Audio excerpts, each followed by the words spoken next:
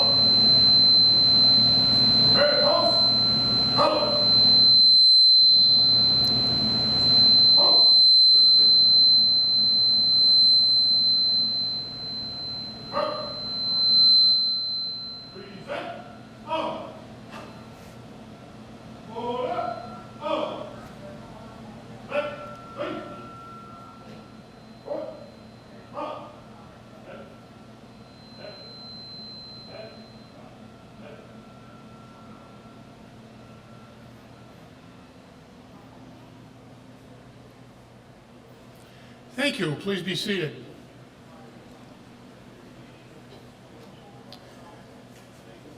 Good morning, Chief Matthew Buckley and the members of the Riverside Fire Department. Welcome you to the 2019 Celebration of Heroes. We'd first like to acknowledge some special people that are here with us today. Members of the Riverside Village Board, Village Manager Jessica Francis, Executive Secretary and Village Clerk Kathy Haley, who I guarantee you has not forgotten this day and what it means. And two groups that returned today to take this event from being just another 9/11 ceremony to what we know it to be. In 2004, the Division 20 Honor Guard was organized to give Stone Park firefighter Jeffrey Bergstrom the line of duty death funeral, the dignity that it deserved. Since that time, they have made themselves available at events such as this and others. They have twice earned the title of National Champion in drill team competition at the Fire Department Instructors Conference in Indianapolis. There's only one remaining originating member, and that's Honor Guard Commander Josh Hintz. In 2007, someone on the Chicago Fire Department presented the idea of bringing back a tradition as old as the fire service itself. The Chicago Fire Department pipes and drums rehearse together every day to keep themselves sharp for events like this. Their existence has reached the point where sons and daughters of some of them are now a part of the band. In addition to playing every week, to welcome back our war veterans returning from their Honor Guard flight in Washington, D.C., members of the band will leave next week for Emmitsburg, Maryland to play at the induction ceremony at the National Fire Academy in 2018's Line of Duty Deaths, and will be in Colorado Springs next month to do the same. I can't, and I've tried to express my gratitude to these two groups for what they have done for me in the last 13 years. I cannot do more than to say thank you. 1,000 thanks, 1,000 times for bringing your years of dedication and professionalism to help us pay respects to the heroes of 9/11 and beyond. I would also like to take this time to acknowledge the work of Riverside Fire Lieutenant DJ Mahalik, whose efforts to get this venue in shape for today for our guests, in his efforts. I apologize. I also apologize, Mr. President, I didn't see you standing here. Riverside Village President Benjamin Sells. Welcome, sir, please.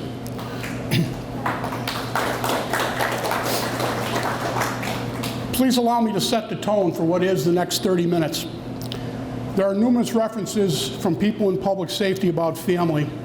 And yes, this is certainly a family. And if you're not a part of it, you may not necessarily understand it.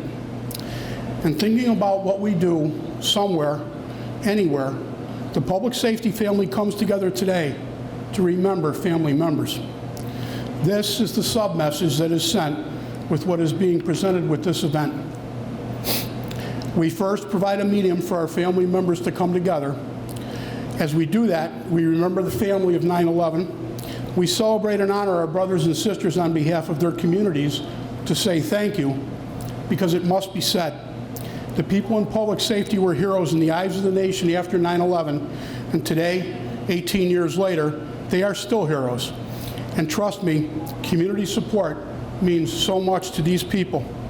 And finally, we remember the members of the family that are no longer with us, a long-standing tradition. And so we thank all of you that took the time to be here today to help us remember. On December 18, 2001, by a joint resolution of Congress, Public Law 107-89 authorized and requested the President to designate September 11th of each year as Patriot Day. With this resolution, President George W. Bush called upon the people of the United States to observe this day with appropriate ceremonies and activities, including remembrance services and candlelight vigils. Today, we honor heroes. September 11th, 2001, 18 years ago this morning, a normal day with normal people doing the normal things that they do. At the end of the day on September 11, 2001, nothing was normal in this country. In time, things got back to normal, but normal was never the same. After seeing hijacked American Airlines Flight 11 crash into the World Trade Center, FDNY 1st Battalion Chief Joseph Pfeiffer immediately radioed for a multiple alarm. Battalion 1 to Manhattan. We just had a plane crash into the upper floor of the World Trade Center, transmit a second alarm, and start relocating companies into the area. That was the first fire department radio transmission heard. Since that Tuesday morning in 2001, young men and women have stepped forward and grabbed the baton to lead public safety into what was then a young century. It is those new people that are challenged to keep this memory alive so that 343 firefighters, 37 Port Authority police officers, and 23 New York City police officers will never be forgotten. On this day each year, differences are set aside and we come together to remember and to celebrate. A short time ago, I was having a conversation with a New York City firefighter who was assigned to their Special Operations Command. He had just posted a picture on Facebook of a young firefighter that was killed on September 11th. I wanted to share with you just a very brief few moments of that conversation. I asked, Justin, did you know Jimmy Coyle? Justin replied, he was one of my best friends on the job. I thought to myself, gee, what a small world. And then I said, I've talked about Jimmy at a few 9/11 events and at almost every fire academy that I've taught at. He found that interesting and he asked, why Jimmy Coyle? I explained that Jimmy's birthday and mine are a day apart, but that it was Jimmy's story that intrigued me. Jimmy had grown up wanting to be a firefighter. His grandfather was a firefighter. When he graduated the fire academy, he was assigned to his godfather's company, 3 Truck in Manhattan. If you ever visit the 9/11 Museum, and I highly recommend it, you will see remnants of 3 Truck on display. His godfather, Captain, told Jimmy to keep a journal of all the technical things that he was learning on the job. After Jimmy's death on 9/11, his family found the journal among his personal effects, and they discovered one personal entry that he had made in it. The entry read, I am just a boy, a little boy, trying to keep up with the heroes that I am with every day. Jimmy Coyle died a hero with his godfather and his heroes. Justin replied, he was an amazing guy. We started together on day 1 at the academy. He was an avid Star Wars fan. He had only 2 dreams in life, to be a firefighter and to be a Jedi. The Force was strong with that one, and I miss him.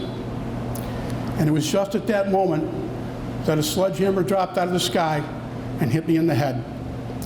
Why do we gather today and on the same day every year? Why do we remember?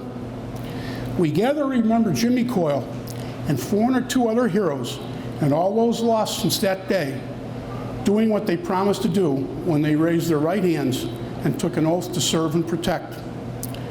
We gather for that firefighter from Special Operations who still misses his friend. And we gather for the families that were left behind, who, while most have gone on with their lives, still remember and will never forget. And neither will we. Before we ask for your applause to celebrate these heroes, I would like to leave you with a quote from General George S. Patton. "It is foolish and wrong to mourn those that died. Rather, we should thank God that such people lived." To the heroes of 9/11, never forgotten.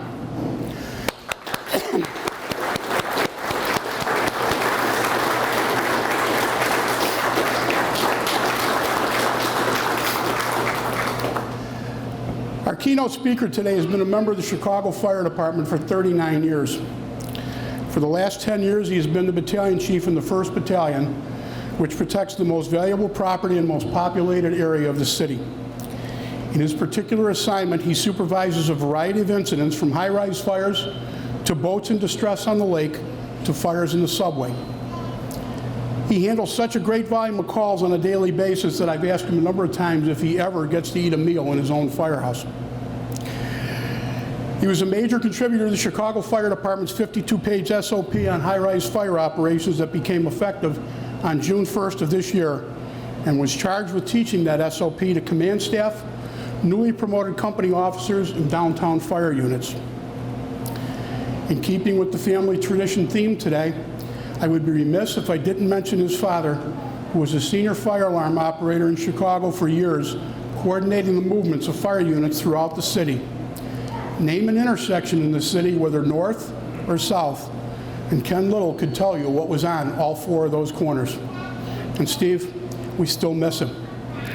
I am pleased to present to you Chicago Fire Department Battalion Chief Steve Little.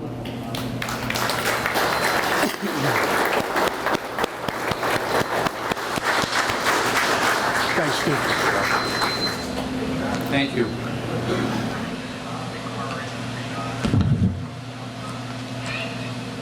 Thank you very much. I am truly honored and humbled to be here. Also, thank you to all the organizers of this event, and a special thanks to Chief Zaccarillo for inviting me. I am Battalion Chief Steve Little of the Chicago Fire Department. I have been with the Fire Department for 39 years, serving the last 10 as Battalion Chief in Battalion 1, which covers downtown Chicago. When I look back at the tragic events that occurred on that fateful day 18 years ago, I still have trouble coping with the magnitude of the senseless and cowardly acts of those trying to destroy the freedom and security of our democracy. At 08:45 Eastern Time, a Boeing 767 crashed into the 80th floor of the North Tower of the World Trade Center, instantly killing hundreds of innocent victims and trapping hundreds more. Just 18 minutes later, a second Boeing 767 crashed into the 60th floor of the South Tower, killing and trapping hundreds more. Then there were subsequent plane crashes into the Pentagon at 09:45 and into a rural field near Shanksville, Pennsylvania at 10:10. After all was said and done, a total of 2,996 people were killed. Included in this total were 343 firefighters and paramedics, 23 NYPD officers, and 37 Port Authority police officers. What a tragic day for not only the United States, but for 78 other countries who also lost some of their citizens. For those of us in the police and fire service, what a terrible loss to our family. It was truly an emotional day for all Americans as we tried to cope with the magnitude of this senseless tragedy. In the words of New York City Mayor Rudy Giuliani, the attacks on September 11th were intended to break our spirit. Instead, we have emerged stronger and more unified. We feel renewed devotion to the principles of political, economic, and religious freedom, the rule of law and respect for human life. We are more determined than ever to live our lives in freedom. It is that freedom that makes this country so great, but also comes with a great price. And we saw this on September 11th with the many acts of courage and bravery by the citizens of this great country. I have been asked, Chief, what if this kind of horrendous act of terrorism happened again in downtown Chicago? What would you do? Well, the short answer is the same thing the first responders did 18 years ago. Try to save as many lives as possible. It really is the same thing all of you do on a daily basis. When you put that uniform on, you accept the inherent danger that comes along with it. In the fire service, we use the term risk versus reward. What are we risking for that reward? Well, on September 11th, they risked it all. And even though many perished that day, over 25,000 people were let out of the towers to safety. I would say that's a pretty big reward. Shortly after 9/11, I traveled to New York and went to what was left of the Twin Towers, which were still burning. As I entered the site, I was greeted by a Bronx firefighter named Woody. Woody was there as a liaison to escort uniformed members from other departments. As we walked through the area of destruction, in which I can only describe it as a war zone, Woody noticed that I had a camera in my hand. He looked at me and said, "Please take as many pictures as you can, because I never want people to forget what happened here." Then he took the cap off his head and handed it to me. This is the cap with the ingrained dust of 9/11 still on it. I will always cherish it. In closing, I would once again like to say what an honor and privilege it has been for me to be here today. Please keep the memory of all those who made the ultimate sacrifice on this date 18 years ago in your heart, for they are true heroes. I salute every one of you who is dedicated to serving and protecting your fellow citizens. You are part of a very unique brother and sisterhood in which we must always stand together and support each other. You should feel proud. And finally, please allow me to finish with a poem written by Sergeant George Hann of the Los Angeles Police Department, retired. I never dreamed it would be me, my name for all eternity, recorded here at this hallowed place. Alas, my name, no more my face. In the line of duty, I hear them say, my family now the price will pay. My folded flag stained with their tears. We only had those few short years. The badge no longer on my chest. I sleep now in eternal rest. My sword I pass to those behind and pray they keep this thought in mind. I never dreamed it would be me. And with heavy heart and bended knee, I ask for all here from the past. Dear God, let my name be the last. Thank you.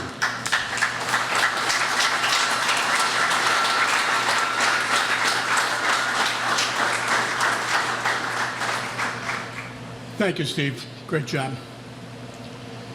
In this world of public safety, we talk a lot about family, and we will shortly honor more members of our family.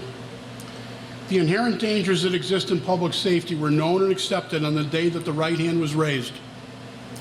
In recent years, this job, serving the public, has become increasingly more dangerous.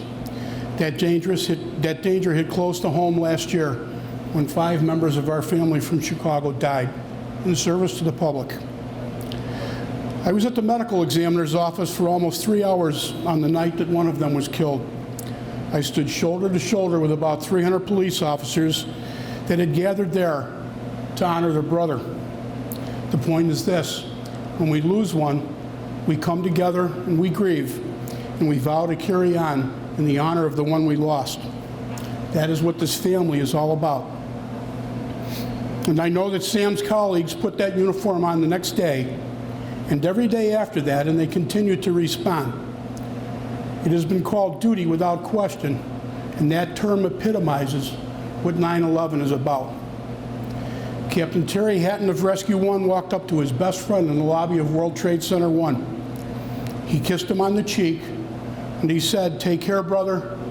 I don't know that we'll ever see each other again." He turned and he led his crew up that stairwell. Captain Hatton knew, but he did not question.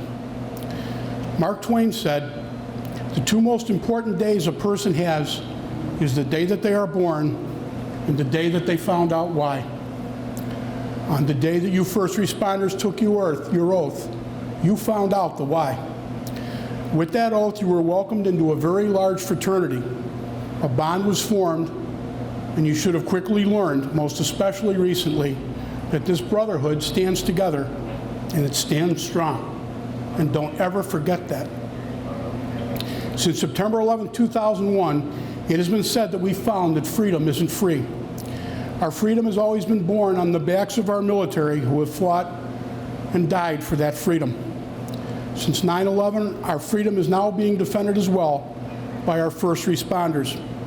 On that day, and still today, our first responders shined in the eyes of the world, the land of the free, because of the brave. The Greek historian Army General Thucydides said, "The bravest are surely those who have the clearest vision of what lies before them, glory and danger alike, and yet notwithstanding, go out to meet it." On July 5th of 2014, FDNY Lieutenant Gordon Ambellis, a 40 years old and a 14-year veteran of Ladder 119, died at a Brooklyn housing project. On the day that he was buried, July 10th, New York Daily News reporter Dennis Hamill, covering the funeral, wrote the following about Lieutenant Ambellis. "Heroes like this aren't born, they aren't taught. They discover themselves in the furnaces of human peril, revealed in that space between tick and tock, where most of us flee for safety, and a rare few delve deeper into the belly of the beast to help others." So to all of you first responders that are here today, despite your humility, accept the title hero. Walk away a little bit taller today, knowing that you are. You have earned this title by the very nature of what you do. But you should also know, while it is not said as often as it should be said, you walk away from here today with the love and the respect of your communities. Because of your choice to serve, your communities are safer. Always keep in mind that when you start your shift or when you answer that next call, your communities wish you safety and pray every day that you go home when your task has been completed. 9/11 has become to belong to us, the first responders. So I ask on this 9/11 that we all give a round of applause to thank these hometown heroes, to show support and gratitude for their efforts.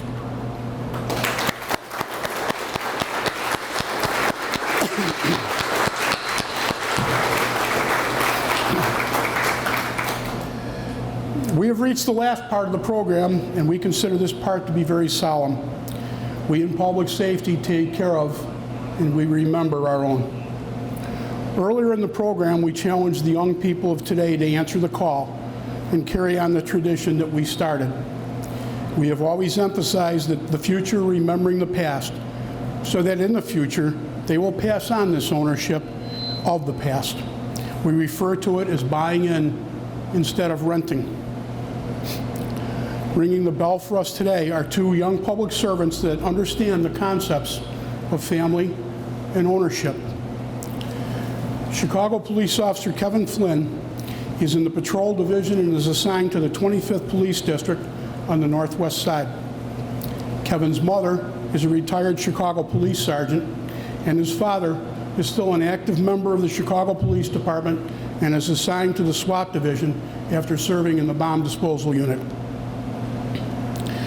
Western Springs Fire Department Lieutenant Kevin Gay comes here today with a family that includes a grandfather that was a wildland firefighter in California before moving his family here to Illinois, an uncle that is a former member of the Pleasant View Fire Department, a father that just retired as the LaGrange Fire Department chief, and a younger brother that is a firefighter paramedic for the Tri-State Fire District. Kevin works full-time for the Carroll Stream Fire District.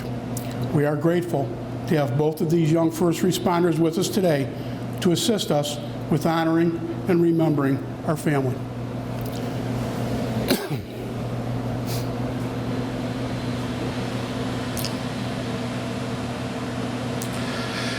There were 150 police officers killed in the line of duty in the nation in 2018. Here in Illinois, Chicago Police Department Commander Paul R. Bauer, end of watch, February 13th, 2018. Chicago Police Department Police Officer Samuel Jimenez, end of watch, November 19th, 2018. Chicago Police Department Police Officer Eduardo Marmoleo, end of watch, December 17th, 2018. Chicago Police Department Police Officer Conrad Charles Gary, end of watch, December 17th, 2018.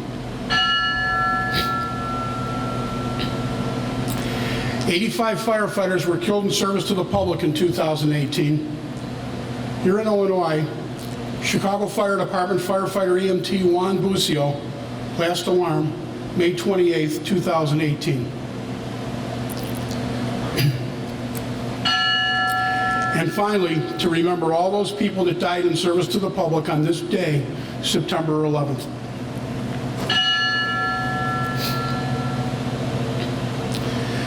The men and women of today's fire service are confronted with a more dangerous work environment than ever before. We are continually forced to change our strategies and tactics to accomplish our tasks. Our methods may change, but our goals remain the same as they were in the past: to save lives and protect property, sometimes at a terrible cost. This is what we do. This is our chosen profession. This is the tradition of the firefighter. The fire service of today is ever-changing, but is steeped in traditions 200 years old. One such tradition is the sound of the bell. In the past, as firefighters began their tour of duty, it was the bell that signaled the beginning of the day's shift.